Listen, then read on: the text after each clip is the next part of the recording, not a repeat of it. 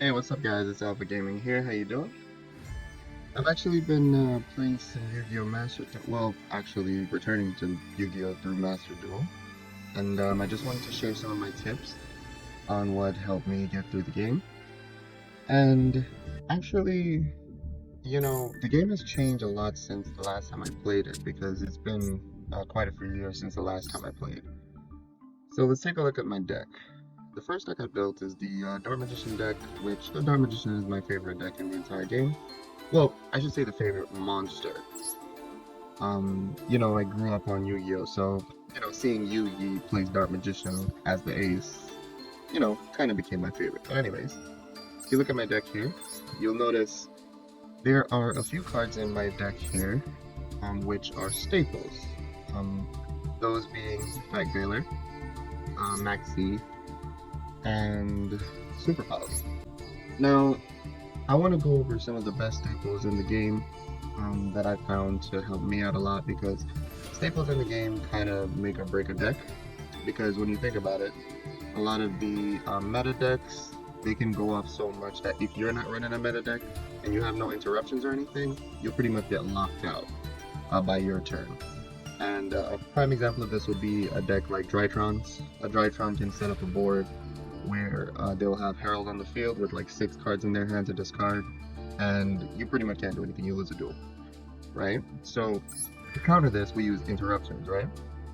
And going second, some of the best interruptions, like I said, if you notice in my deck, Effect Veiler, Max Speed, and Ash Blossom. I actually forgot to mention her. And there are quite a bit more than this, depending on the type of deck you're running. You have to choose the best staples for your deck. So let's go over some of the ones that I've recognized in the game. So this is a list of all the staples that I could think of at a time, right? Now, if you notice, there are a lot of monsters, and a lot of these are hand traps. So a lot of them serve as interruptions or to break the board of the opponent will set up by the time your turn comes around. Now, there's quite a few here, so I won't go over every single one of them. But what's good to note is that you have to pretty much match with your deck. So, first and foremost, I will address Maxi and Ash Blossom.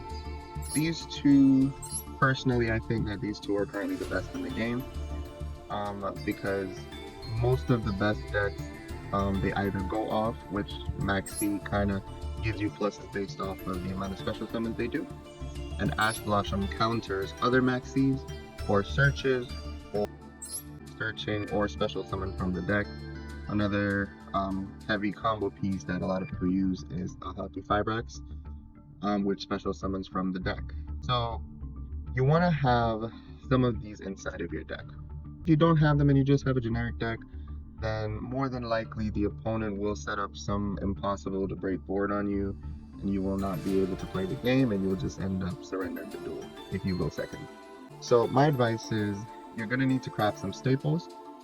Of course, you're gonna get your deck and you're gonna get the main cards for your deck, but you need some staples, and the best staples are, like I said, what I can think of here. So I went over these two, but like I said, there are more in the game, and you just have to figure out what works best for your deck. Like, let's say, for example, right? Dimension Shifter.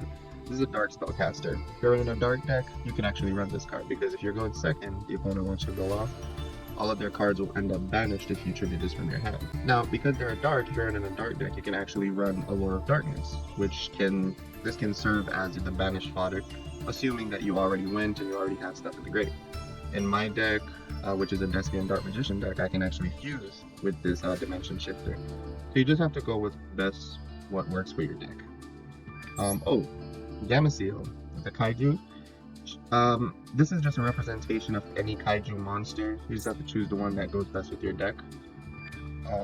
So like, let's say for example, Cyber Dragons like to run this one because he is machine. So what they normally do is they normally use this monster to get over any problematic card. Once they do that, they'll use their Cyber Dragons to pretty much fuse with your field. Another big one I'll go over is Crossout Designator. Crossout Designator is used for those combo deck when you are using a combo deck. So if somebody uses a Maxi on you, you would activate Crossout Designator, banish your own Maxi and negate it. So you would have to, like I said, just figure out what type of deck you're running and which one of these work out the best for your deck. I will slowly graze over each of these so you can see the names of each of these monsters, and you can go over which one works best for the type of deck that you're running. Personally, as you can see, I ran Effect Veiler, Maxi, and Ash Blossom, and actually Super Poly because my deck fuses a lot. So yeah. Oh, another thing I should mention as well is that Infinite Impermanence is very similar to Effect Veiler, but it's immune to Called by the Grave, this card right here. Right, because Called by the Grave can be used to, like, if you're comboing off and the opponent activated Effect Veiler or Ash Blossom, they can simply use Called by the Grave, and they will completely negate your Maxi or Ash Blossom or whatever you try to use. However, if you use Infinite Impermanence, which is this card, it actually is a trap card, you know? So it can't be Called by the Grave. You can't use Called by the Grave to banish it because it's a monster. You have to target a monster with this. So that's something to keep in mind too. I run Effect Veiler because it's a light, it's a spellcaster. I can use it to fuse from my deck, so it works good for my deck. So you should just be mindful of that as well too. Oh, and if you notice there's a card in my extra deck, that's because Dogmatic of Punishment. This card is essentially a pop 2.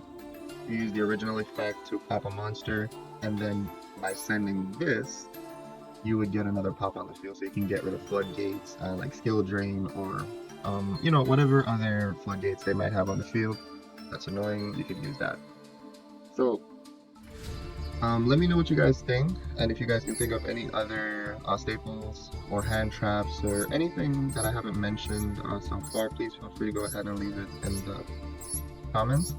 I will go ahead and actually just show you the power of one of these hand traps, Maxi in particular, in reference to a duel that I had with actually Drytron, which Drytron is one of the top decks right now. So I'll just let you guys go ahead and see this.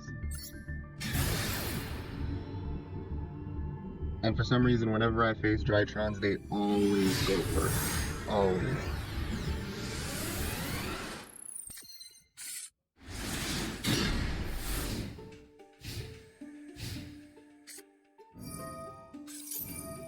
Maxi right away, there we go.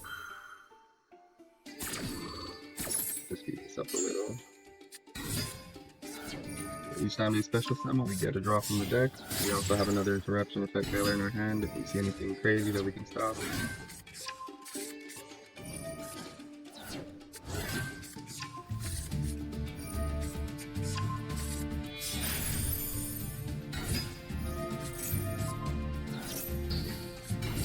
Go and get them there.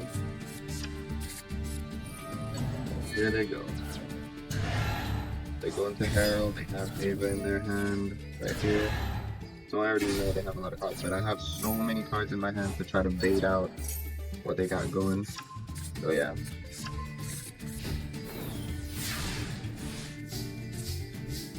And there I got Super Poly, so I could break this board very easily, but I kind of just wanted to waste his resources, so I was trying to get him to discard the cards in his hand.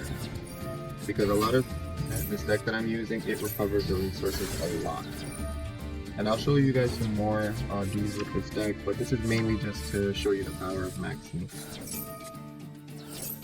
Because if it wasn't for Maxi, I wouldn't have gone through my deck like this and I would have lost that duel. This is all just bait. This is really all just bait for him to empty his resources.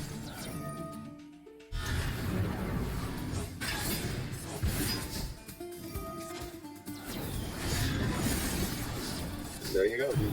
The resources. So, let the Herald on the field, let him do his thing.